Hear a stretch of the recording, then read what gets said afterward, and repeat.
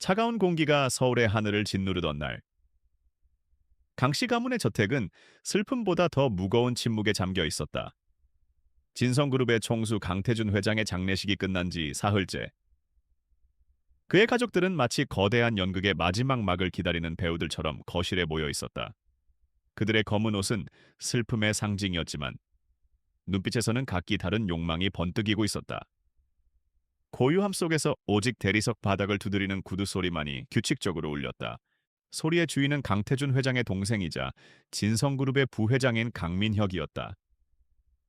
그는 한치의 오차도 없이 맞춘 검은색 정장을 입고 있었지만 그의 태도에서는 고인에 대한 애도보다는 초조함이 더 짙게 묻어났다. 그의 시선은 가문 변호사인 최진영 변호사의 서류 가방에 고정되어 있었다.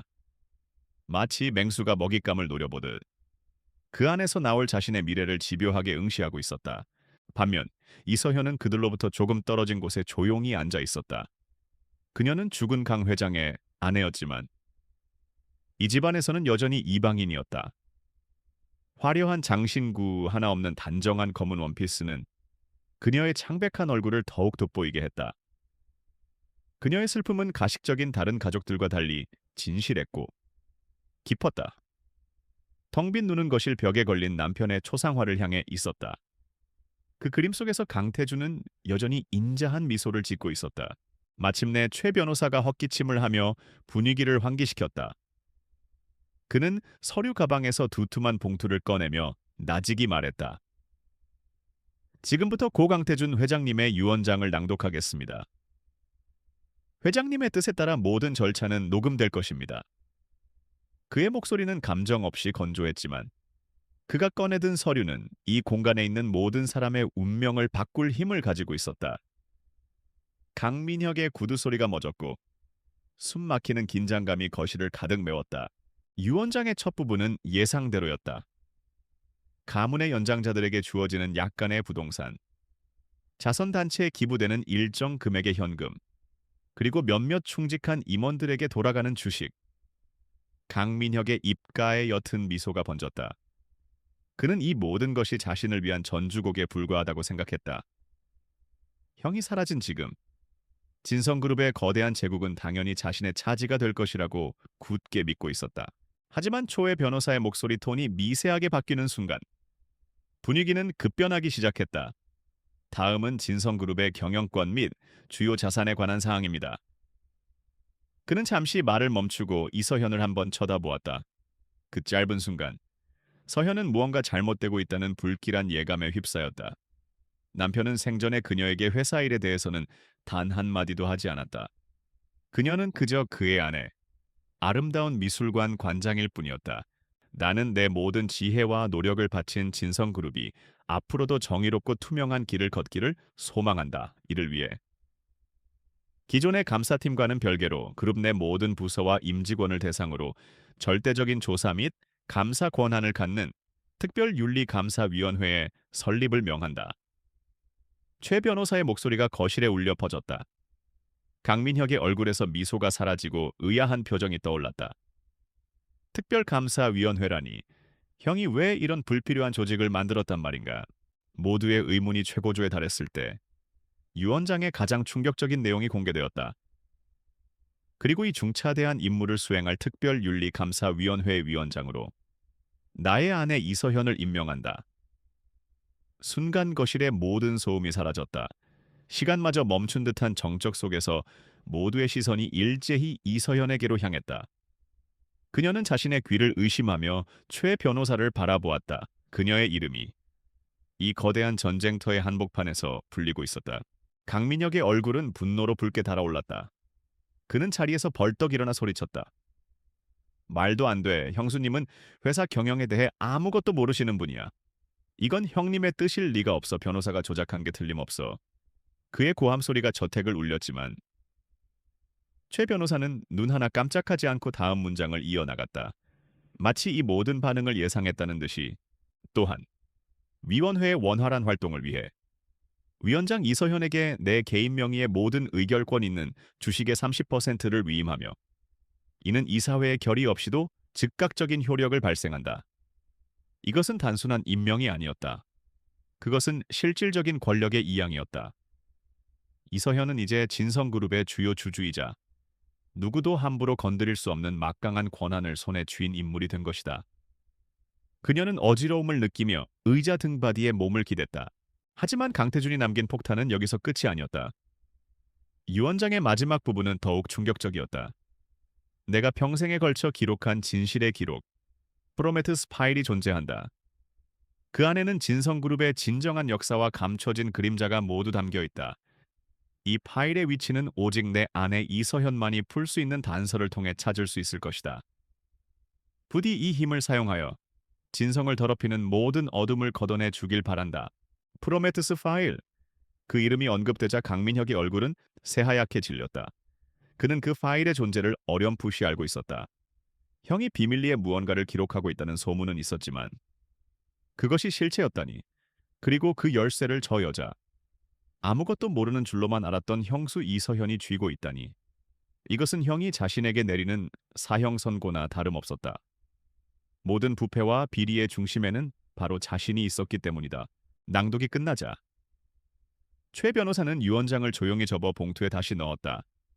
그는 이서현에게 다가가 깊이 허리를 숙이며 말했다. 회장님의 뜻입니다, 위원장님. 앞으로 제가 모든 것을 보좌하겠습니다. 위원장님이라는 낯선 호칭에 서현은 몸을 떨었다. 그녀의 삶은 불과 몇 분 만에 송두리째 뒤바뀌어 버렸다. 평화롭던 미술관은 이제 아득한 과거의 풍경이 되었다. 가족들의 경멸과 분노가 가득한 시선이 비수처럼 그녀에게 꽂혔다. 시어머니는 기절할 듯 가슴을 부여잡았고 다른 친척들은 수군거리기 시작했다. 강민혁은 이글거리는 눈으로 서현에게 다가왔다. 그는 목소리를 낮게 깔았지만 그 안에는 살기마저 느껴졌다. 당신이 지금 무슨 짓을 저지른 건지 알아? 이건 당신 같은 여자가 끼어들 수 있는 판이 아니야. 그림이나 그리던 손으로 감히 어딜 넘봐. 그의 협박에 가까운 말에 서현은 아무 대답도 하지 못했다. 그녀는 여전히 남편의 초상화만 바라보고 있었다. 그림 속 남편의 미소는 이제 다른 의미로 다가왔다. 그것은 단순한 인자함이 아니었다. 모든 것을 꿰뚫어보고 가장 깊은 곳에 숨겨진 진실을 믿어준 사람의 미소였다. 남편은 그녀에게 재산이 아닌 무거운 사명과 믿음을 유산으로 남긴 것이다. 강민혁은 경멸의 시선을 거두지 않은 채 분을 사귀지 못하고 거실을 떠났다. 다른 가족들도 하나둘씩 자리를 떴고 거대한 거실에는 이서현과 최 변호사 그리고 침묵만이 남았다. 무거운 책임감과 알 수 없는 미래에 대한 두려움이 그녀의 어깨를 짓눌렀다. 이제 그녀는 더 이상 약한 존재로 머무를 수 없었다. 남편이 남긴 마지막 불씨를 지키기 위해 그녀는 스스로 강해져야만 했다. 저택의 창밖으로 해가 저물고 있었다. 붉은 노을이 마치 앞으로 벌어질 피비린내에 나는 싸움을 예고하는 듯했다. 이서현은 천천히 자리에서 일어났다. 그녀의 눈빛은 더 이상 슬픔에 젖어 있지 않았다. 그 자리에는 차가운 결의와 강인한 의지가 조용히 타오르기 시작했다. 그녀는 이제 진성그룹의 회장 부인이 아닌 특별윤리감사위원회 위원장 이서현이었다. 전쟁은 이미 시작되었다. 그녀는 초의 변호사를 향해 돌아보며 처음으로 입을 열었다. 그녀의 목소리는 떨렸지만 그 안에는 굳은 심지가 박혀 있었다. 제가 뭘 해야 하죠? 그것은 그녀가 던지는 첫 번째 질문이자 거대한 폭풍 속으로 스스로 걸어 들어가는 첫 걸음이었다. 초의 변호사는 기다렸다는 듯이 대답했다. 우선 회장님께서 남기신 첫 번째 단서부터 찾아야 합니다. 위원장님만이 아시는 그 단서 말입니다. 그녀는 다시 남편의 초상화로 시선을 돌렸다. 남편이 그녀에게 남긴 마지막 선물, 그것은 단순한 유언이 아니라 거대한 수수께끼의 시작이었다. 그녀는 이제 그 수수께끼를 풀어야 할 유일한 사람이 되었다. 슬픔을 뒤로하고 그녀는 이제 남편이 설계한 마지막 게임의 플레이어가 되어야 했다. 그 게임의 끝에 무엇이 기다리고 있을지는 아무도 몰랐다. 유언장 낭독이라는 폭풍이 휩쓸고 간 강씨 가문의 저택은 유령의 집처럼 변해 있었다. 이서현은 남편과 함께 지내던 별채, 그녀만의 공간으로 돌아왔지만 한때 안식처였던 그곳은 이제 차가운 감옥처럼 느껴졌다. 벽을 가득 채운 예술 작품들과 책들은 더 이상 위로가 되지 못하고 오히려 그녀의 고립감을 부각시키는 장식품에 불과했다. 오랫동안 그녀를 보좌했던 하인들의 태도도 미묘하게 변해 있었다. 어떤 눈빛에서는 동정이, 어떤 눈빛에서는 경멸이 스쳐 지나갔다. 그녀는 강민혁이 마지막으로 뱉었던 도끼 어린 말을 곱씹었다. 그림이나 그리던 손으로 감히 어딜 넘봐. 그의 말은 단순한 협박이 아니었다. 그것은 전쟁 선포였다. 서현은 자신이 얼마나 무방비 상태인지 절감했다. 그녀에게는 군대도 무기도 없었다. 오직 남편이 남긴 수수께끼 같은 유언과 프로메테스 파일이라는 보이지 않는 희망뿐이었다. 그녀는 불안감에 떨리는 손으로 따뜻한 차를 한 모금 마셨다. 최진영 변호사는 돌아가기 전 그녀에게 단 한마디를 남겼다. 회장님께서는 항상 서현님을 혼돈 속의 평온이라 부르셨습니다. 첫 번째 단서는 바로 그 안에 있을 겁니다. 혼돈 속의 평온. 그것은 강태준이 결혼 초 무명 화가의 그림을 선물하며 그녀에게 했던 말이었다. 그 그림은 지금 부부의 서재 벽에 걸려 있었다. 거칠고 혼란스러운 붓터치 속에서도 기묘한 안정감을 주는 추상화였다. 서현은 마치 자석에 이끌리듯 서재로 향했다. 서재는 남편의 채취가 가장 짙게 남아있는 공간이었다. 고급 가죽과 오래된 종이 냄새가 뒤섞여 그녀의 심장을 아프게 찔렀다. 그녀는 그림 앞에 섰다. 남편은 이 그림을 보며 말했었다. 당신을 닮았어. 겉으로는 고요하지만 그 안에는 누구도 따라할 수 없는 자신만의 질서와 힘이 있어. 그 말은 당시에는 그저 사랑의 속삭임이었지만 이제는 중요한 단서가 되었다. 그녀는 조심스럽게 그림을 벽에서 내렸다. 묵직한 원목 액자가 그녀의 가녀린 팔을 무겁게 짓눌렀다. 그녀는 그림의 앞뒷면을 샅샅이 훑어보았다. 처음에는 아무것도 보이지 않았다. 하지만 그녀는 포기하지 않고 손가락으로 액자 구석구석을 더듬었다. 그러다 손끝에 거의 느껴지지 않을 정도의 작은 돌기가 걸렸다. 그것은 액자의 정교한 조각과 거의 구분이 되지 않는 교묘하게 숨겨진 스위치였다. 심장이 세차게 뛰기 시작했다. 그녀가 스위치를 누르자 딸깍하는 작은 소리와 함께 그림이 걸려있던 벽의 일부가 안으로 들어갔다. 벽 뒤에는 작은 금고가 모습을 드러냈다. 비밀번호를 누르는 방식이 아닌 특수 제작된 열쇠로만 열 수 있는 금고였다. 그리고 그 열쇠는 서현은 순간적으로 목에 걸고 있던 펜던트를 떠올렸다. 남편이 직접 디자인해서 선물한 세상에 단 하나뿐인 펜던트였다. 떨리는 손으로 펜던트를 열쇠 구멍에 넣고 돌리자 묵직한 금고 문이 부드럽게 열렸다. 안에는 벨벳으로 감싼 상자 하나가 놓여 있었다. 상자 안에는 종이 서류 대신 최첨단 보안 기술로 암호화된 검은색 USB 드라이브 하나와 남편의 친필로 보이는 작은 쪽지가 들어있었다. 그녀는 쪽지를 집어들었다. 익숙하고 다정한 그의 필체가 눈물샘을 자극했다. 나의 사랑, 이것이 첫 번째 열쇠요. 당신의 직감을 믿으시오. 그것이 언제나 당신의 가장 큰 힘이었으니. 피, 프로메테스. 서연은 남편이 자신에게 남긴 거대한 퍼즐의 첫 번째 조각을 손에 쥔 것이다. 그녀가 안도와 슬픔이 뒤섞인 감정에 휩싸여 있을 때 진성그룹 본사 부회장실에서는 전혀 다른 분위기가 연출되고 있었다.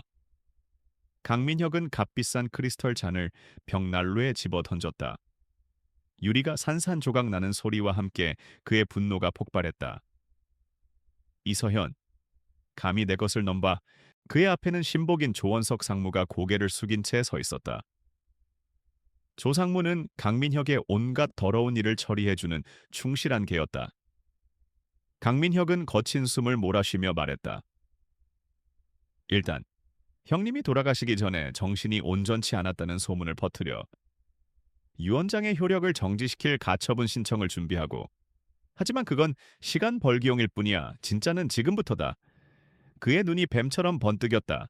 이혼론을 이용해 미술관이나 운영하던 여자가 남편의 죽음을 기회로 그룹을 삼키려는 탐욕스러운 마녀 이미지를 만들어 그녀의 과거, 사소한 흠집까지 전부 들춰내 돈에 눈이 멀어 늙은 남편을 조종한 여자로 만들란 말이야. 강민혁의 목소리는 얼음처럼 차가웠다. 그는 대중이 얼마나 자극적인 이야기에 쉽게 선동되는지 잘 알고 있었다. 능력 있고 존경받는 경영자인 자신과 아무것도 모르는 탐욕스러운 미망인. 이 구도를 만들면 여론은 자신의 편이 될 것이었다. 조원석은 즉시 고개를 끄덕이며 말했다. 알겠습니다. 부회장님, 제가 잘 아는 기자들이 몇 있습니다. 오늘 밤 안으로 첫 기사가 나가도록 조치하겠습니다. 그는 곧장 휴대폰을 들어 어디론가 전화를 걸었다. 수화기 너머로 은밀한 대화가 오가는 동안 강민혁은 또 다른 지시를 내렸다. 그리고 저택의 경비를 강화해. 내 허락 없이는 개미 새끼 한 마리도 밖으로 나가지 못하게 해. 특히 이서현, 그녀의 안전을 위해서라는 명분을 내세워. 그의 계획은 치밀했다. 법적으로, 여론으로, 그리고 물리적으로 이서현을 완벽하게 고립시켜 그녀 스스로 무너지게 만들 생각이었다. 아무런 힘도, 알리에 또 없는 여자가 거대한 진성그룹의 힘 앞에서 얼마나 버틸 수 있을까? 강민혁은 비릿한 미소를 지었다. 그는 이 게임의 승자가 이미 정해져 있다고 확신했다. 한편 저택의 서재에서 USB를 손에 쥔 서현은 최진영 변호사에게 연락하기 위해 밖으로 나가려 했다. 하지만 그녀는 정문에서 제지당했다. 경비들은 정중하지만 단호한 태도로 그녀의 앞을 막아섰다. 죄송합니다. 사모님, 부회장님의 지시가 있었습니다. 당분간 사모님의 안전을 위해 외출을 삼가 주셨으면 한다는. 그들의 말은 공손했지만 그 의미는 명백했다. 그녀는 이 저택에 갇힌 것이다. 서현은 차가운 분노가 등줄기를 타고 오르는 것을 느꼈다. 이것이 강민혁의 방식이었다. 그녀를 새장 속에 가두고 날개를 꺾어버리려는 속셈. 그녀는 경비들과 싸우는 대신 조용히 발길을 돌렸다. 무의미한 충돌은 피해야 했다. 그녀는 다시 서재로 돌아와 손안에 작은 USB를 내려다보았다. 이제 이것이 그녀의 유일한 무기이자 외부 세계와 연결될 유일한 통로였다. 그녀는 남편이 특별히 설치해준 외부에서는 절대 해킹이 불가능한 개인 노트북을 켰다. USB를 연결하자 화면에 단 하나의 암호화된 파일이 나타났다. 파일을 열려고 클릭하자 비밀번호를 묻는 창이 떴다. 그런데 그 창에는 단순한 입력 칸만 있는 것이 아니었다. 그 위에는 한 문장의 질문이 적혀 있었다. 침묵의 대가는 무엇인가? 서현은 숨을 멈췄다. 이것은 단순한 비밀번호가 아니었다. 남편이 그녀에게 던지는 또 다른 질문이자 시험이었다. 침묵의 대가. 그녀는 이 질문의 의미를 곰곰이 생각하기 시작했다. 남편은 왜 그녀에게 이런 질문을 남겼을까? 이것은 프로메테스 파일의 내용과 어떤 관련이 있는 것일까?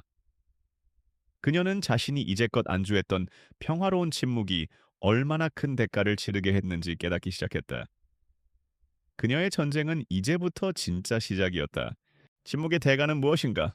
질문은 이서현의 뇌리를 떠나지 않고 맴돌았다.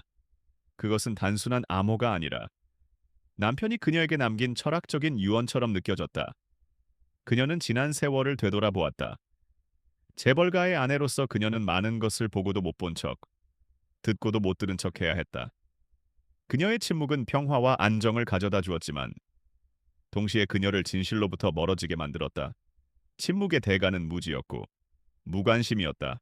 하지만 남편이 말한 것은 그것보다 더 깊은 의미를 터였다. 그는 진성 내부의 부패를 알면서도 왜 더 일찍 행동하지 않았을까? 그의 침묵은 무엇을 위한 것이었을까? 아마도 그는 더 큰 그림을 그리고 있었을 것이다.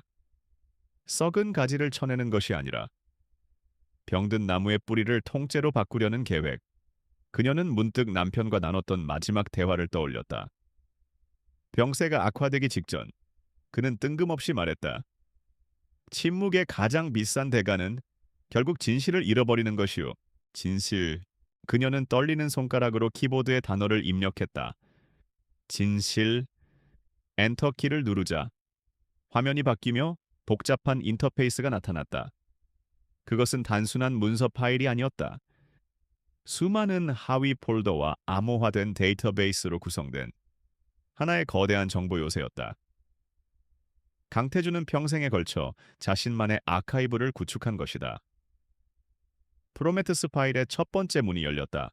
파일 내용은 충격적이었다. 수많은 차명 계좌의 거래 내역, 고위 임원들 간의 오고 간 암호 같은 메시지들, 그리고 의심스러운 해외 법인과의 계약서 초안. 강민혁과 조원석의 이름이 곳곳에서 발견되었지만 모든 정보는 조각나 있고 암호화되어 있어 그 의미를 파악하기가 어려웠다. 이것은 전문가의 분석 없이는 해독이 불가능한 거대한 미로였다. 이서연은 혼자서는 절대 이 싸움에서 이길 수 없다는 것을 깨달았다. 바로 그때 그녀의 태블릿 PC에서 알림음이 울렸다. 인터넷 뉴스 속보였다. 진성그룹 미망인, 남편의 죽음 이용해 경영권 찬탈 시도. 슬픔인가 탐욕인가, 미술관장 이서현의 두 얼굴. 기사에는 그녀가 사치스러운 파티에 참석했던 과거 사진과 함께 그녀를 교활하고 탐욕스러운 여자로 매도하는 악의적인 내용이 담겨 있었다. 강민혁의 공격이 시작된 것이다. 여론이라는 가장 날카로운 칼이 그녀의 심장을 겨누고 있었다. 고립감과 공포가 엄습했다. 이 거대한 저택 안에서 그녀는 완벽한 혼자였다. 그녀에게는 이 암호를 함께 풀어줄 사람, 이 진실의 무게를 함께 짊어질 동지가 절실하게 필요했다. 그녀는 남편이 살아있을 때 존경심을 담아 언급했던 몇 안 되는 인물의 이름을 떠올리기 시작했다. 그러다 한 이름이 뇌리를 스쳤다. 박진우 이사. 박진우 이사는 진성그룹의 전략기획실을 이끌던 천재적인 전략가였다. 그는 강태준 회장의 두터운 신임을 받았지만 원리 원칙을 중시하는 강직한 성품 때문에 공격적인 경영을 추구하던 강민혁과 사사건건 부딪혔다. 결국 그는 몇 년 전 그룹의 핵심에서 밀려나 지금은 경기도 외곽에 있는 한적한 물류 자회사로 좌천된 상태였다. 강민혁의 눈밖에 난 인물.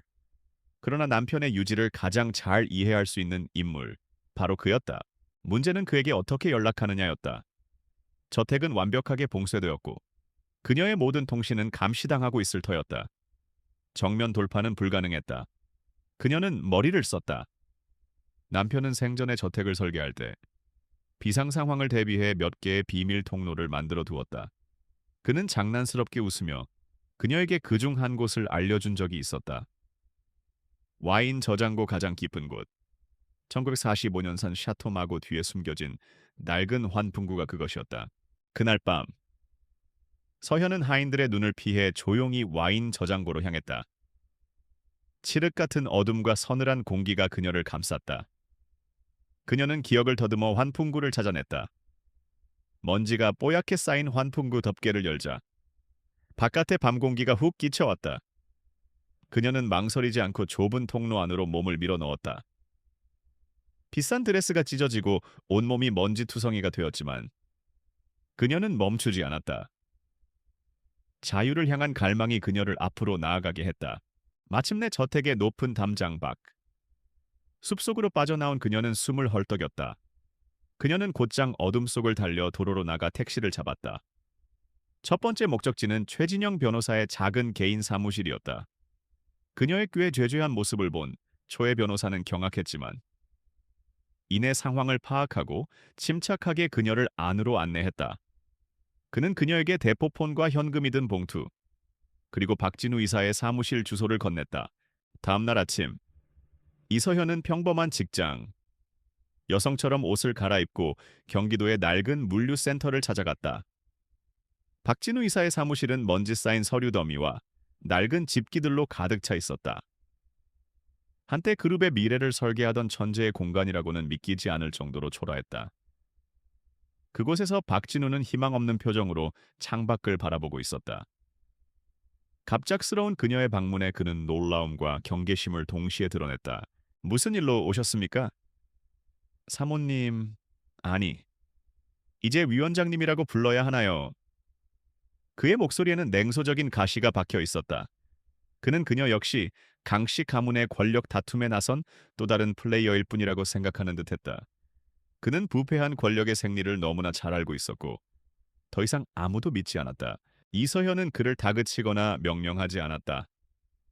대신 진심을 담아 조용히 말했다. 이사님, 저는 권력을 탐하러 온 게 아닙니다. 저는 제 남편이 지키고 싶었던 것을 지키러 왔습니다.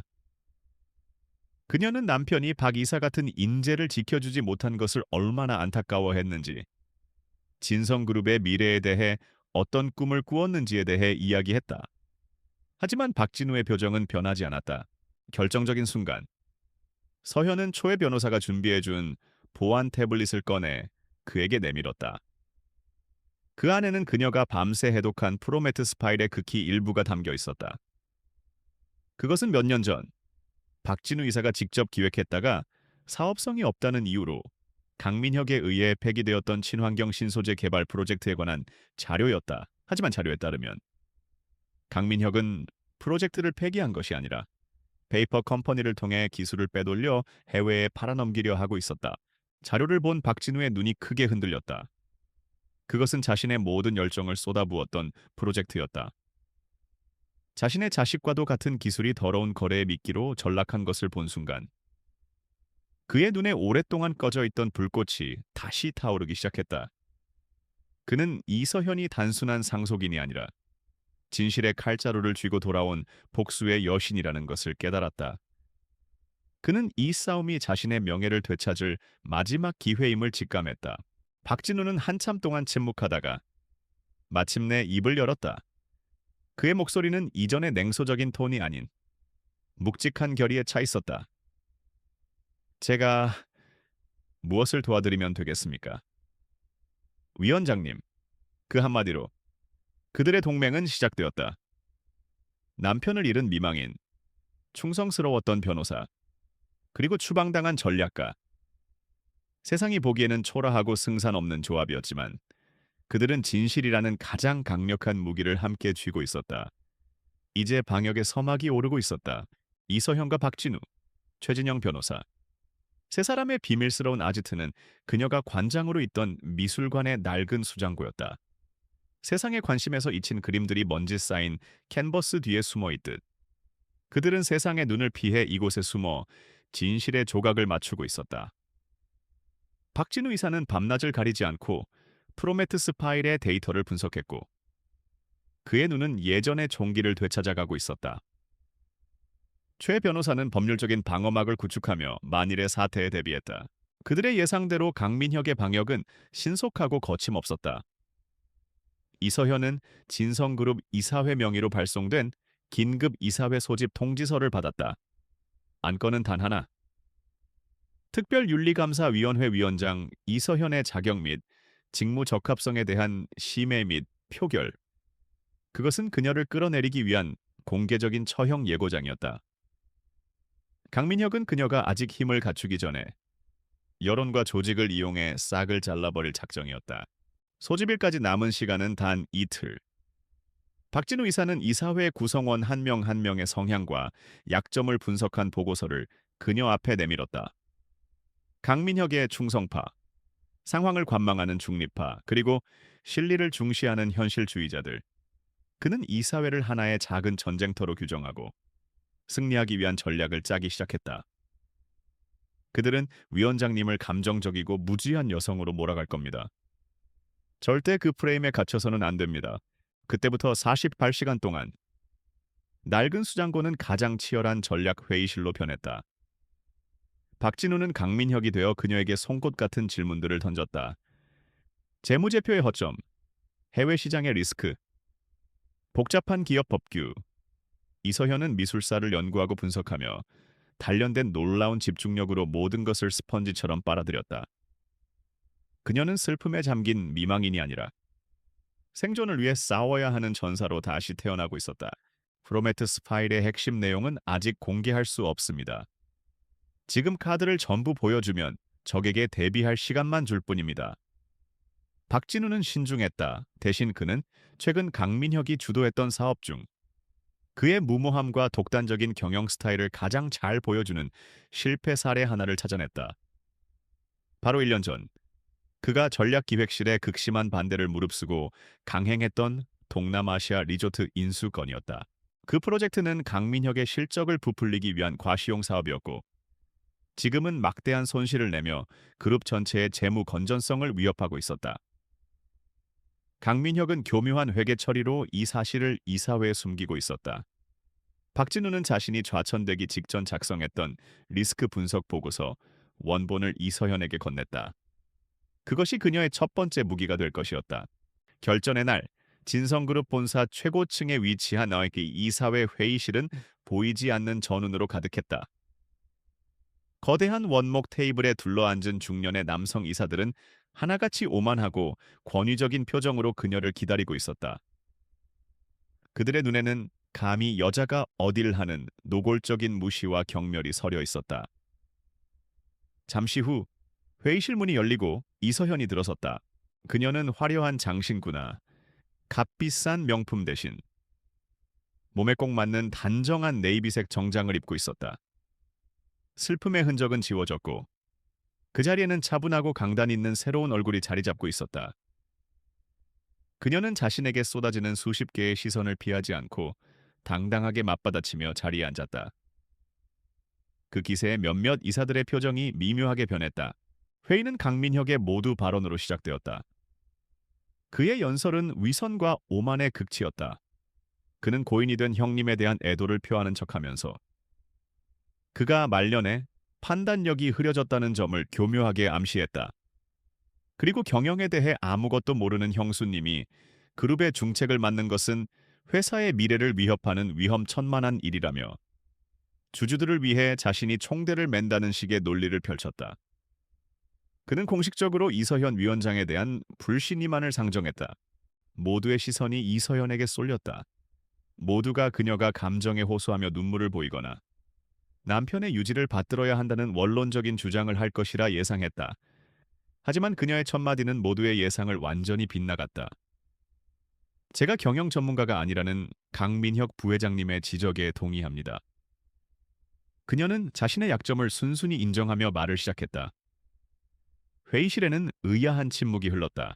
그녀는 말을 이었다. 하지만 감사위원장의 첫 번째 덕목은 이익 창출 능력이 아니라 리스크를 감지하고 관리하는 능력이라고 생각합니다.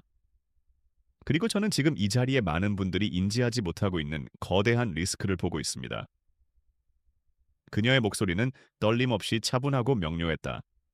그녀는 준비해온 태블릿 PC를 들어 화면을 회의실 중앙 스크린에 띄웠다. 스크린에 나타난 것은 동남아 리조트 사업의 참담한 실적이 담긴 그래프와 재무 데이터였다. 그녀는 감정적인 비난 대신 차가운 숫자와 팩트로 이야기했다. 부풀려진 인수가, 예상치를 밑도는 수익률, 숨겨진 부채, 그리고 결정적으로 강민혁이 묵살했던 박진우의 리스크 분석 보고서 내용을 조목조목 짚어냈다. 이 보고서는 1년 전에 이미 이 사업이 1천억 원 이상의 손실을 낼 것이라고 정확히 예측했습니다. 하지만 이사회는 왜 보고되지 않았습니까? 회의실은 얼음물을 끼얹은 듯 차갑게 식었다. 특히 실리를 중시하던 이사들의 얼굴이 굳어졌다. 그들은 이 정도로 사업이 심각한 줄은 모르고 있었다. 강민혁은 당혹감을 감추지 못했다. 그가 완벽하게 묻어버렸다고 생각했던 과거의 보고서가 유령처럼 나타나 그의 발목을 잡은 것이다. 그는 아무런 반박도 하지 못하고 입술만 깨물었다. 이서현은 자리에서 일어나 이사들을 천천히 둘러보며 마지막 일격을 가했다. 저의 경험 부족은 분명 우려스러운 부분일 겁니다. 하지만 회사의 미래를 걸고 도박을 하며 그 진실을 이사회에 숨기는 숙련된 경영인의 무모함보다 더 위험하다고 할 수 있습니까? 이것이 바로 제 남편이 강태준 회장님께서 특별감사위원회를 만드신 이유입니다. 그녀의 말이 끝나고 길고 무거운 침묵이 흘렀다. 강민혁이 상정한 불신임안에 대한 표결이 시작되었다. 결과는 놀라웠다. 그의 충성파들을 제외한 대부분의 이사들이 기권표를 던졌다. 불신임안은 가결에 필요한 의결 정족수를 채우지 못하고 부결되었다.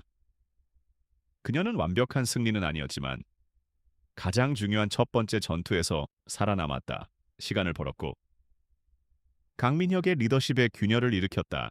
이서현은 회의실을 나섰다. 그녀의 등 뒤로 충격과 의심에 빠진 이사들의 웅성거림이 들려왔다.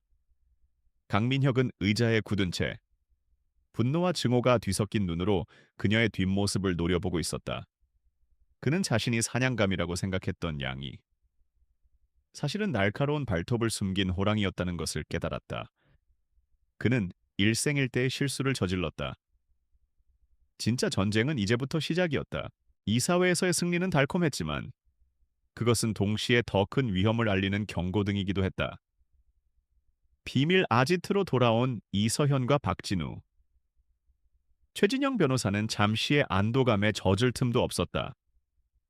박진우 이사는 굳은 표정으로 말했다. 전쟁에서 이긴 것이 아니라 작은 전투에서 살아남은 것뿐입니다. 강민혁은 이제 더 교활하고 더 무자비해질 겁니다. 그는 자신이 얕보았던 상대에게 허를 찔렸고 두 번 다시 같은 실수를 반복하지 않을 테니까요. 그의 말대로였다. 이 사회 이후 이서현에 대한 언론의 공격은 잠잠해졌지만 보이지 않는 감시와 압박은 더욱 심해졌다. 하지만 그들이 얻은 가장 큰 소득은 시간이었다. 그 시간 동안 박진우는 프로메테스 파일의 가장 깊은 곳으로 파고들었다. 강태준 회장이 남긴 파일은 단순한 데이터의 나열이 아니었다. 그것은 진성그룹의 내부 서버에 그가 심어놓은 비밀 백도어와 연결되는 일종의 마스터키였다.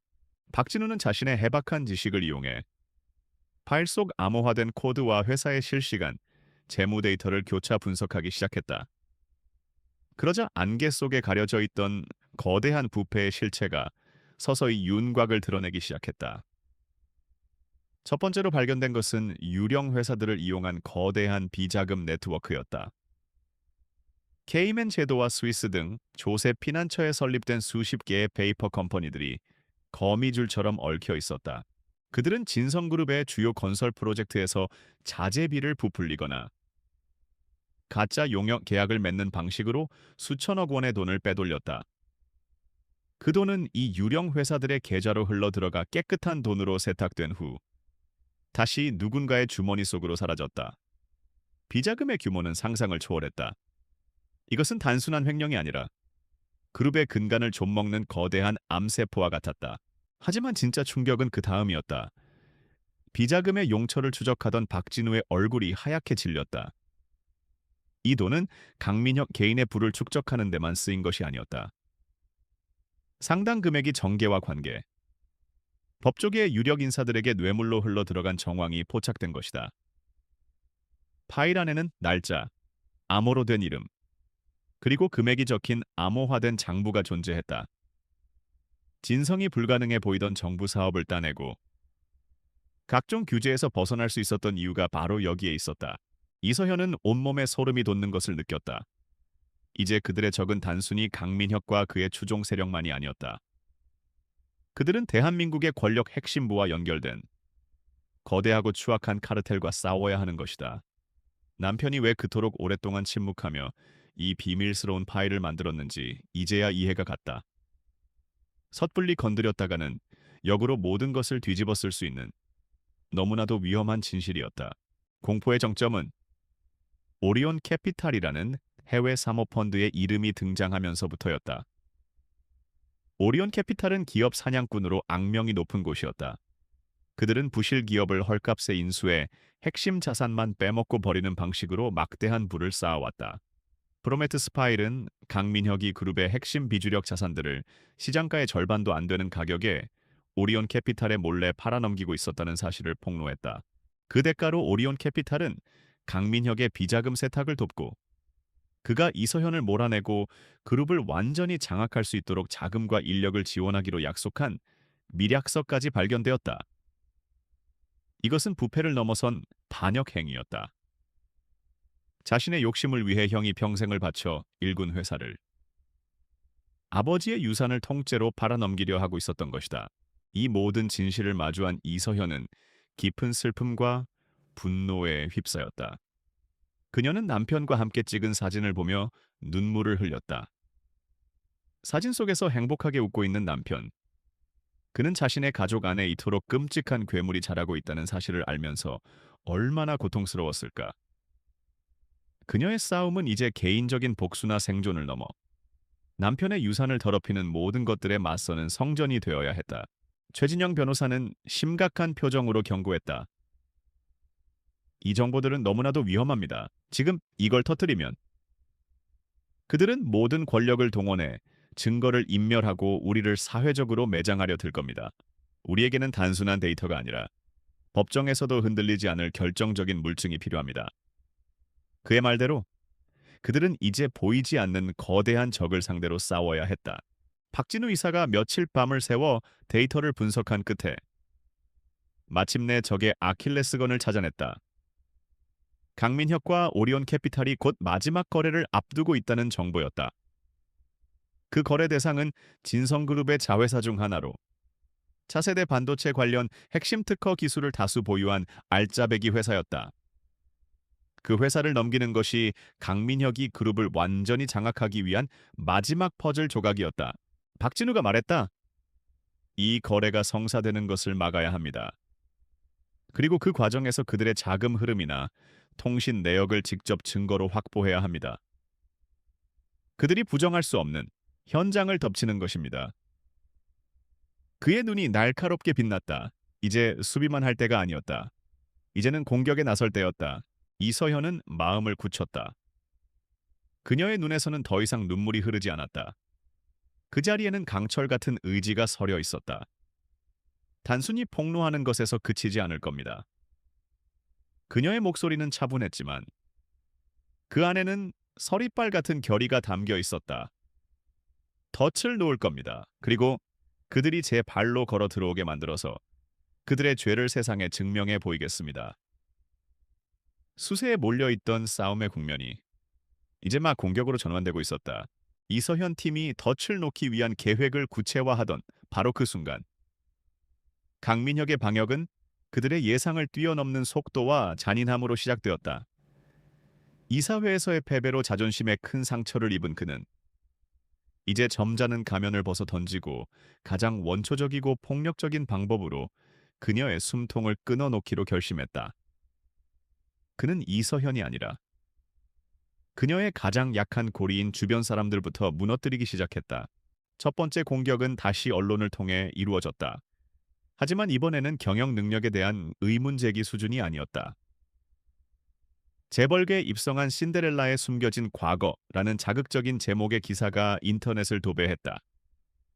기사는 이서현이 강태준 회장과 결혼하기 전 무명 시절에 한 예술가와 부적절한 관계를 맺었다는 식의 악의적인 루머를 담고 있었다. 교묘하게 조작된 사진과 익명의 증언까지 동원된 이 기사는 그녀의 명예를 실추시키는 것을 넘어 그녀의 인격 자체를 파괴하려는 비열한 공격이었다. 이서현은 기사를 읽으며 온몸의 피가 차갑게 식는 것을 느꼈다. 그것은 완벽한 거짓이었지만 대중들은 진실보다 자극적인 스캔들을 더 믿고 싶어 할 터였다. 그러나 그녀가 개인적인 모욕감에 휩싸여 있을 틈도 없이 더 끔찍한 소식이 연이어 날아들었다. 최진영 변호사의 개인 사무실에 괴한이 침입해 내부를 온통 난장판으로 만들어 놓았다는 연락이 온 것이다. 다행히 프로메테스 파일 관련 자료는 안전한 곳에 보관되어 있었지만 이것은 명백한 경고였다. 우리는 네가 누구와 함께하는지 알고 있다. 그리고 언제든 너희를 찾아낼 수 있다. 강민혁은 법과 질서라는 최소한의 선마저 넘어버린 것이다. 하지만 그의 광기는 여기서 멈추지 않았다. 가장 잔혹한 칼날은 팀의 핵심인 박진우 이사를 향했다. 그날 밤 아지트에서 늦게까지 자료를 분석하고 귀가하던 박진우 이사는 어두운 골목길에서 건장한 남자들에게 둘러싸였다. 그들은 돈을 요구하지 않았다. 대신 그들은 쇠파이프로 무자비하게 그를 폭행했다. 그의 팔을 부러뜨린 괴한들은 마지막으로 이런 말을 남겼다. 더 이상 상관없는 일에 끼어들지 마. 다음번에는 내 가족이 될 테니까. 그것은 그의 육체가 아닌 영혼을 파괴하려는 가장 비열한 협박이었다. 병원에 입원한 박진우 이사의 소식을 들은 이서현은 절망감에 휩싸였다. 깁스를 하고 온몸에 멍이 든 채 누워있는 그의 모습 앞에서 그녀는 아무 말도 할 수 없었다. 자신 때문에. 자신의 싸움 때문에 무고한 사람들이 다치고 있었다. 박 이사는 고통스러운 와중에도 그녀를 보며 말했다. 저는 괜찮습니다. 위원장님, 여기서 멈추시면 안 됩니다. 하지만 그의 눈 깊은 곳에서는 가족에 대한 두려움이 서려 있었다. 죄책감이 이서현의 심장을 짓눌렀다. 이 싸움이 과연 그만한 가치가 있는 것일까? 자신이 소중한 사람들을 파멸로 이끌고 있는 것은 아닐까? 그녀의 결의가 처음으로 흔들리기 시작했다. 바로 그 약해진 틈을 강민혁은 놓치지 않았다. 그는 가족 간의 휴전을 논의하자는 명분으로 저택에서 그녀와의 독대를 요청했다. 오랜만에 마주 앉은 강민혁의 얼굴에서는 이전의 오만함 대신 승리자의 여유마저 느껴졌다. 그는 마치 자비를 베푸는 것처럼 말했다. 형수님, 이제 그만하시죠. 이 이상은 모두에게 불행일 뿐입니다. 특별감사위원회에서 사임하고 지금까지 찾은 자료를 모두 나에게 넘기세요. 그리고 조용히 해외로 떠나신다면 형수님의 남은 인생과 주변 사람들의 안전은 제가 보장해 드리겠습니다. 그것은 협상이 아니라 최후 통첩이었다. 그의 말 한마디 한마디에는 박진우 이사를 향한 폭력과 언론을 이용한 비열한 공격을 자신이 사주했다는 사실을 노골적으로 인정하는 의미가 담겨 있었다. 그는 이서현이 공포와 죄책감에 무너졌을 것이라고 확신했다. 그리고 이제 그녀가 자신의 발밑에 무릎 꿇을 것이라고 믿어 의심치 않았다. 하지만 그의 예상은 완전히 빗나갔다. 강민혁의 비열한 협박을 듣는 동안 이서현의 마음속에서 흔들리던 두려움과 죄책감은 차가운 분노로 변해가고 있었다. 그녀는 눈앞에 앉아있는 남자의 진짜 얼굴을 보았다. 남편의 유산을 더럽히고 무고한 사람들을 해치면서도 일말의 죄의식조차 느끼지 못하는 괴물. 여기서 물러나는 것은 남편의 죽음과 박 이사의 희생을 모두 헛되게 만드는 가장 큰 배신이 될 터였다. 그녀는 천천히 고개를 들었다. 그녀의 눈빛은 더 이상 흔들리지 않았다. 그 안에는 경멸과 함께 강철 같은 의지가 자리 잡고 있었다. 그녀는 나직하지만 얼음처럼 차가운 목소리로 말했다. 당신 말이 맞아요. 난 그저 그림이나 그리던 사람이었죠. 하지만 당신 덕분에 새로운 걸 배웠어요. 진짜 추악함이 무엇인지. 그리고 난 내 남편이 남긴 마지막 힘을 다해서라도 그 추악함을 온 세상에 드러낼 겁니다. 그녀는 자리에서 일어나 문을 가리켰다. 여긴 내 집이에요. 이제 그만 나가주시죠. 그녀의 단호한 태도에 강민혁이 얼굴이 분노로 일그러졌다. 그는 자신의 완벽한 계획이 실패했다는 것을 깨달았다. 그는 그녀를 꺾지 못했다. 오히려 그녀를 더 강하게 만들었을 뿐이다. 그는 저주 섞인 말을 내뱉으며 저택을 떠났다. 혼자 남은 이서현은 더 이상 두려워하지 않았다. 외부의 공격은 오히려 그녀의 내면을 더욱 단단하게 만들었다. 남편은 아마 이 모든 것을 예견했을지도 모른다. 그녀가 시련을 통해 스스로 강해질 것이라는 사실을. 그녀는 주머니에서 대포폰을 꺼내 최진영 변호사에게 전화를 걸었다. 그녀의 목소리는 흔들림 없이 단호했다. 휴전은 끝났습니다. 계획대로 진행하죠. 지금 즉시. 이제 이 싸움은 목숨을 건 전쟁이 되었다. 강민혁의 비열한 공격은 이서현의 투지를 꺾는 대신 오히려 그녀의 마음에 강철 같은 갑옷을 입혔다. 죄책감과 두려움이 있던 자리에는 이제 차가운 결의만이 남았다. 그녀와 박진우 이사, 최진영 변호사는 다시 비밀 아지트에 모였다. 팔에 깁스를 한 박 이사의 얼굴에는 고통의 흔적 대신 복수심에 찬 냉정함이 서려 있었다. 그들은 이제 물러설 곳이 없었다. 박진우는 강민혁과 오리온 캐피탈의 마지막 거래를 막기 위한 작전을 설명했다. 하지만 그는 동시에 우려를 표했다. 그들의 자금 거래 현장을 덮친다 해도 강민혁은 최고의 변호인단을 꾸려 법망을 빠져나갈 겁니다. 배임, 횡령 같은 경제범죄는 수년간의 지루한 법정 다툼으로 이어질 가능성이 높고 최악의 경우 가벼운 처벌로 끝날 수도 있습니다.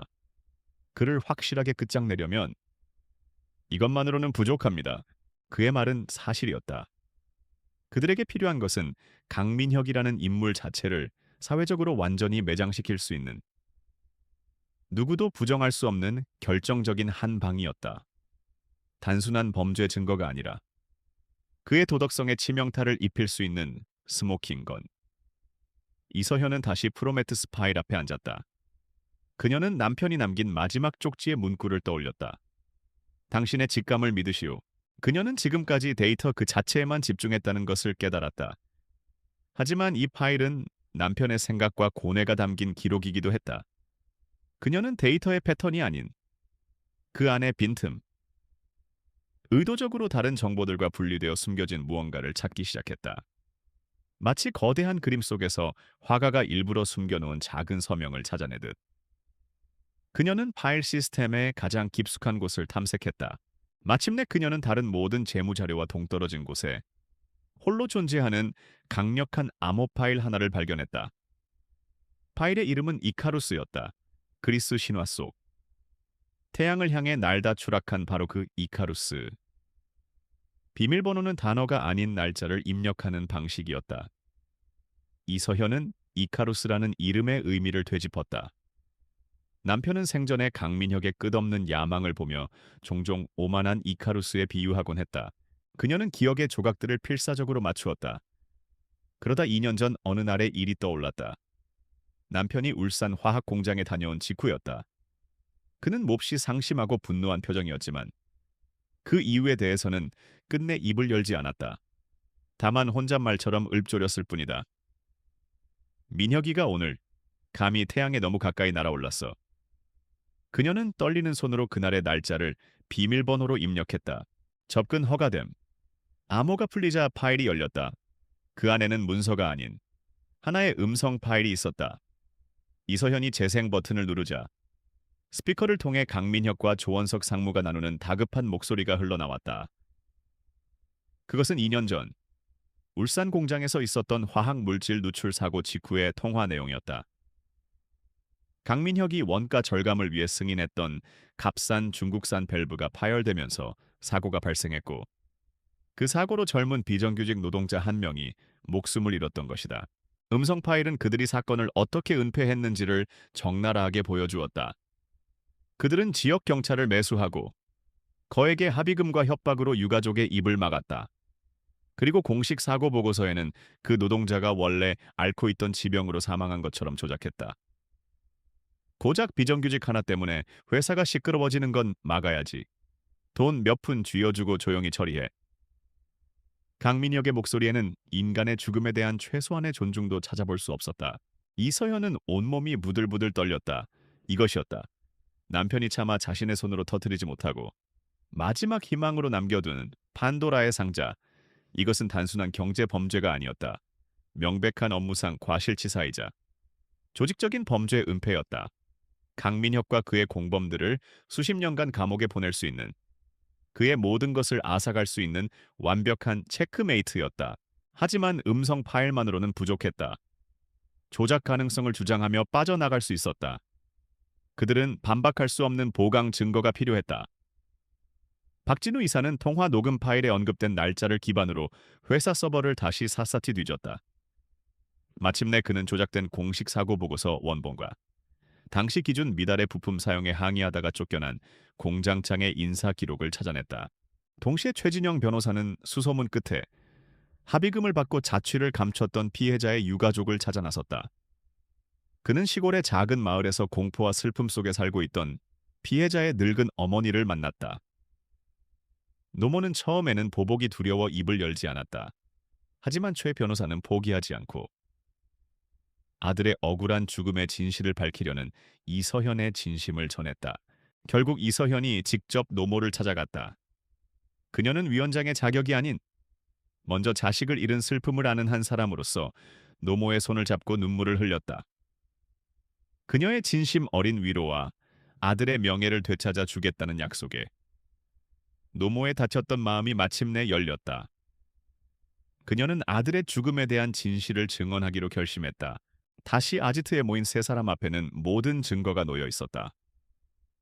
강민혁의 목소리가 담긴 음성 파일, 조작된 사고 보고서, 내부 고발자가 될 전 공장장, 그리고 모든 것을 증언해줄 피해자의 어머니까지. 완벽한 퍼즐이 완성되었다. 이서현은 눈앞의 증거들을 보며 생각했다. 이 싸움은 이제 회사를 구하는 것을 넘어 돈과 권력 앞에 하찮게 버려진 한 젊은이의 억울한 죽음에 대한 정의를 바로 세우는 싸움이 되었다. 그녀는 마지막 결정을 내렸다. 그녀의 목소리는 비장했다. 계획을 변경합니다. 강민혁과 오리온 캐피탈의 거래를 막는 것만으로는 부족해요. 우리는 판 자체를 바꿀 겁니다. 그녀는 팀원들을 둘러보며 선언했다. 곧 있을 진성그룹의 신제품 발표 기자회견. 그 무대는 신제품을 위한 자리가 아닐 겁니다. 한 젊은 영혼을 위한 추도식이자 살인자를 위한 심판대가 될 겁니다. 모든 준비는 끝났다. 이제 마지막 무대에 막이 오르기만을 기다리고 있었다. 진성그룹의 차세대 스마트폰 제니스의 출시 기념 기자회견은 단순한 기업 행사가 아니었다.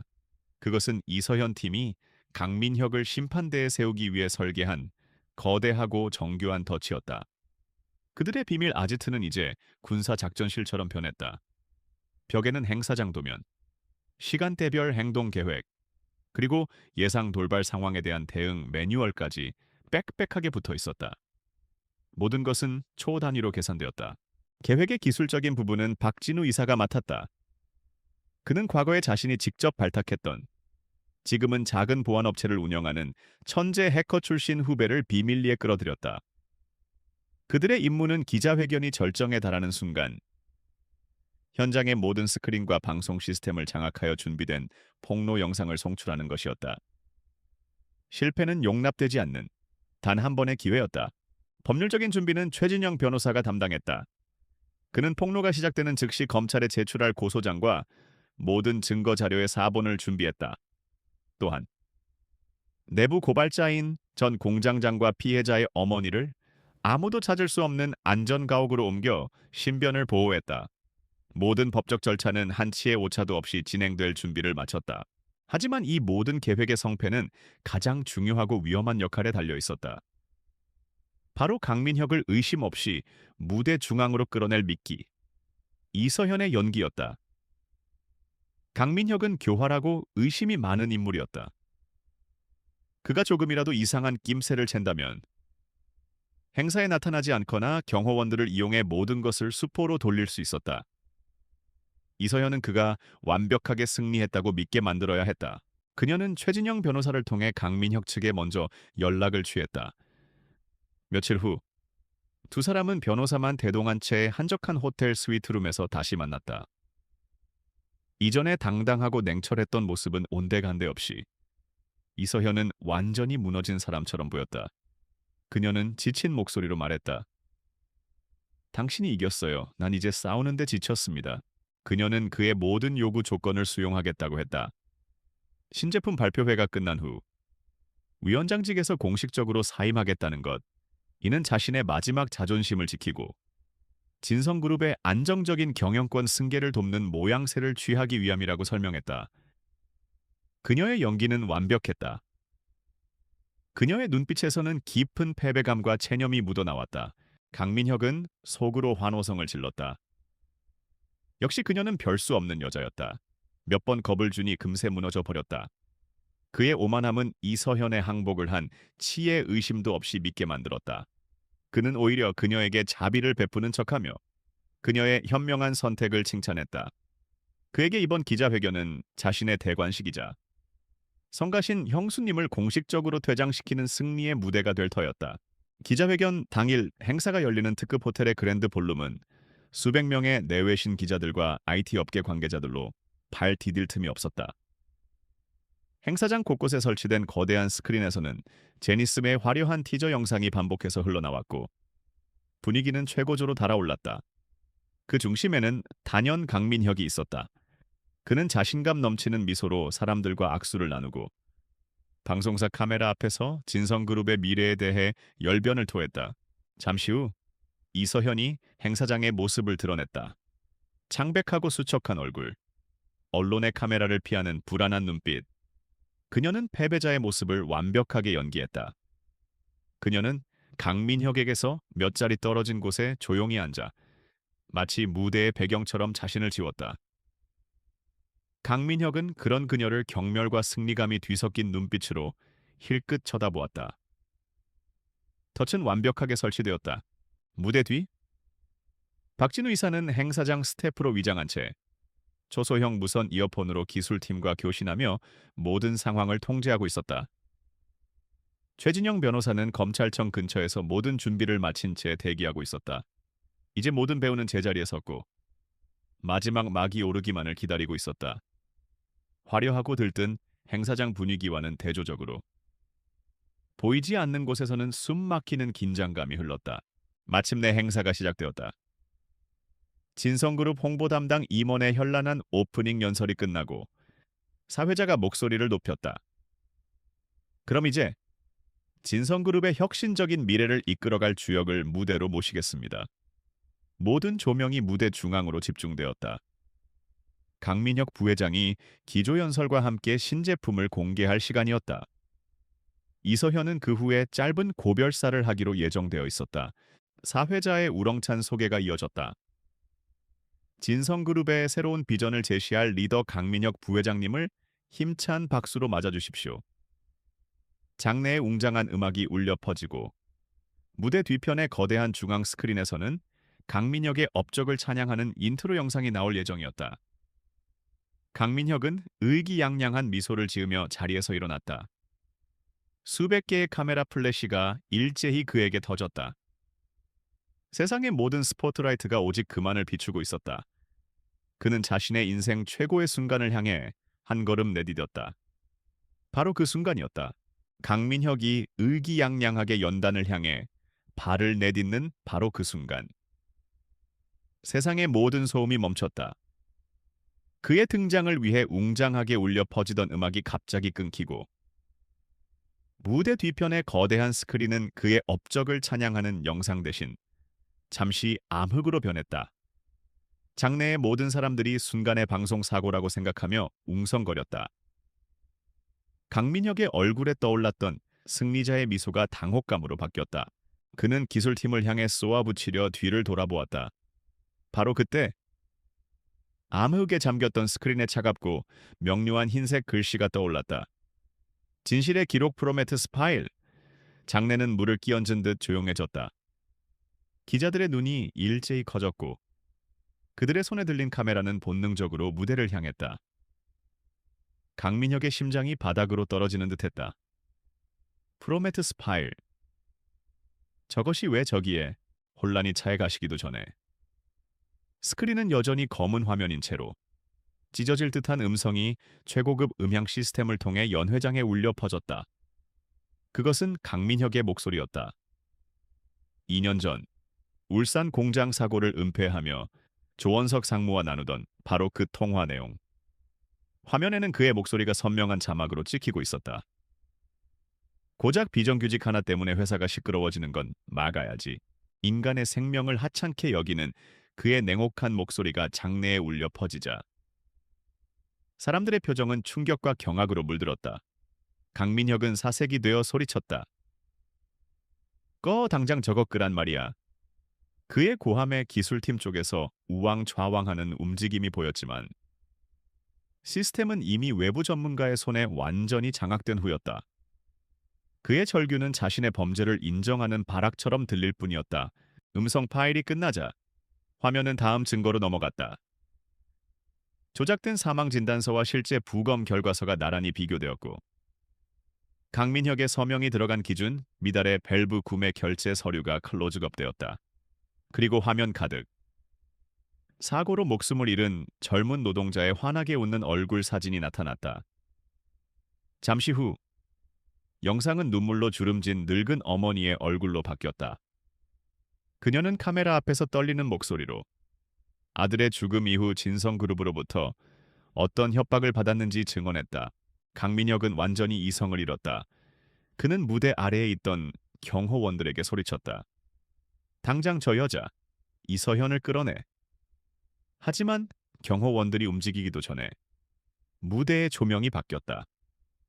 패닉에 빠진 강민혁을 비추던 스포트라이트가 꺼지고 새로운 조명이 무대 한쪽에 조용히 앉아있던 이서현을 비췄다. 그녀는 천천히 자리에서 일어나 연단을 향해 걸어갔다. 패배자의 모습은 온데간데 없었다. 그녀는 마치 정의의 여신처럼 당당하고 위엄 있었다. 그녀는 마이크 앞에 서서 혼란에 빠진 장내를 잠시 둘러보았다. 그리고 차분하지만 장내의 모든 사람을 압도하는 목소리로 입을 열었다. 여러분께서 방금 보신 것이 제 남편 강태준 회장님께서 목숨을 걸고 지키려 했던 진실입니다. 그녀는 비난하거나 소리치지 않았다. 대신 지난 몇 주간 자신들이 밝혀낸 모든 것을 담담하게 설명하기 시작했다. 수천억 원대의 비자금 네트워크, 정관계를 오염시킨 뇌물 장부, 그리고 오리온 캐피탈의 회사를 팔아넘기려 했던 반역 행위. 그녀의 설명에 맞춰 스크린에는 프로메테스 파일에서 나온 핵심 증거 자료들이 쉴 새 없이 나타났다.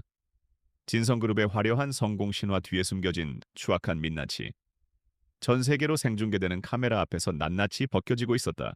마지막으로 그녀는 무대 중앙에서 떨고 있는 강민혁을 똑바로 응시했다. 당신은 돈만 훔친 것이 아닙니다. 당신은 한 젊은이의 목숨을 앗아갔고 제 남편의 평생이 담긴 유산을 더럽혔습니다. 오늘 침묵의 대가는 진실이라는 화폐로 모두 치러졌습니다. 그녀의 선언이 끝나자 절망의 벼랑 끝에 몰린 강민혁이 짐승처럼 울부짖으며 그녀에게 달려들었다. 거짓말 전부 저 여자가 꾸며낸 거야. 그의 손이 이서현에게 닿기 직전 연 회장의 모든 문이 동시에 활짝 열렸다. 수십 명의 검찰 수사관들이 기자들의 플래시 세례를 뚫고 성큼성큼 무대 위로 올라왔다. 그들은 달려들던 강민혁의 앞을 막아서고 차가운 목소리로 서류를 내밀었다. 강민혁 씨, 당신을 업무상 과실치사 증거인멸, 특정경제범죄 가중처벌법상 횡령 및 배임 혐의로 긴급 체포합니다. 수사관들이 그의 팔에 차가운 수갑을 채웠다. 몇 분 전까지만 해도 세상을 다 가진 듯 했던 남자는 이제 초라한 범죄자가 되어 무대 위에서 발버둥 쳤다. 난 억울해. 이건 함정이야. 그의 외침은 기자들의 셔터 소리에 묻혀 사라졌다. 수사관들은 조원석 상무를 비롯해 객석에 앉아있던 공범들을 차례차례 체포하기 시작했다. 거대한 진성 제국이 실시간으로 무너져 내리는 순간이었다. 연 회장은 아수라장이 되었다. 기자들은 역사적인 순간을 담기 위해 고함을 치며 무대로 몰려들었다. 그 모든 혼돈의 한가운데 이서현은 꿋꿋이 연단에 서 있었다. 그녀의 얼굴에는 승리자의 기쁨 대신 깊은 슬픔과 피로감이 서려 있었다.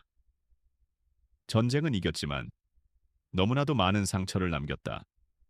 그때 무대 한쪽 구석에서 자신을 바라보는 시선과 마주쳤다. 팔에 깁스를 한 박진우 이사였다. 그는 그녀를 향해 존경과 감사가 담긴 깊은 목례를 보냈다.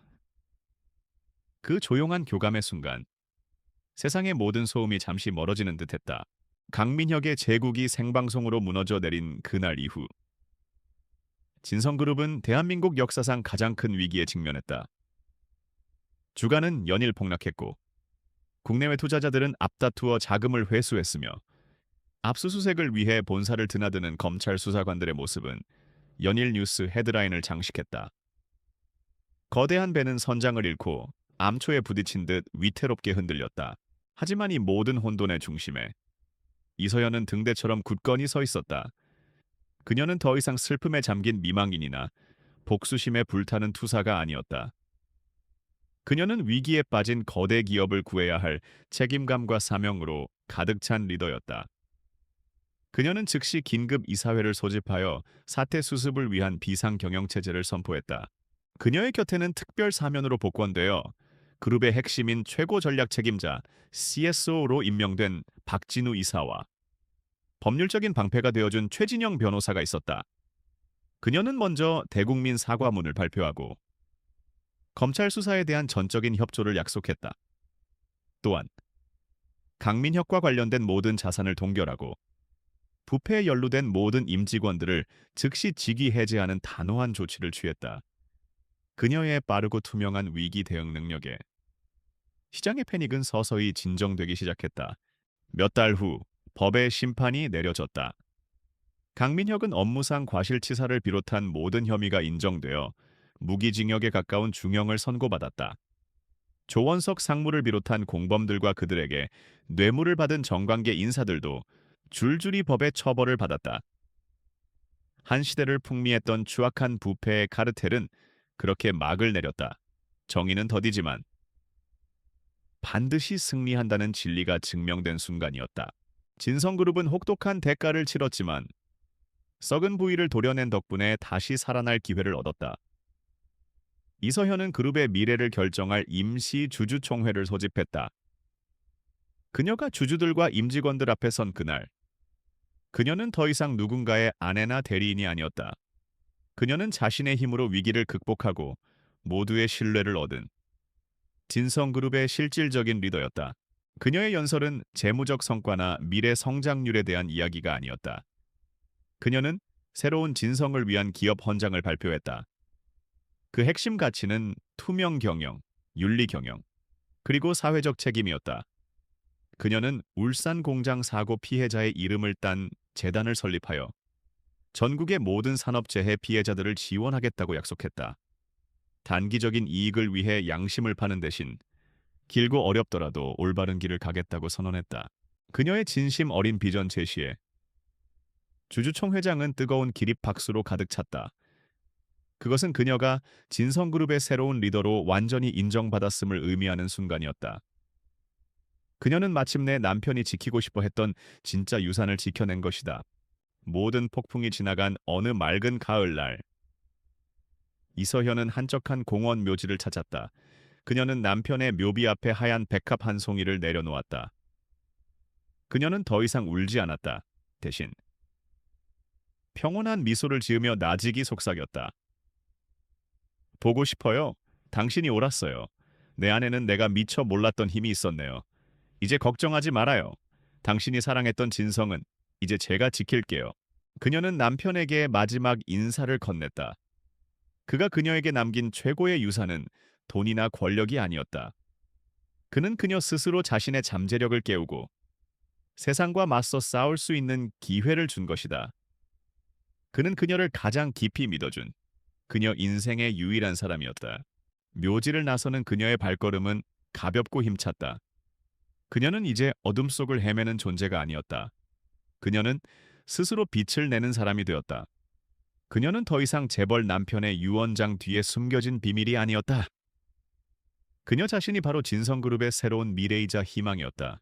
눈부신 햇살이 그녀가 걸어갈 새로운 길을 환하게 비추고 있었다.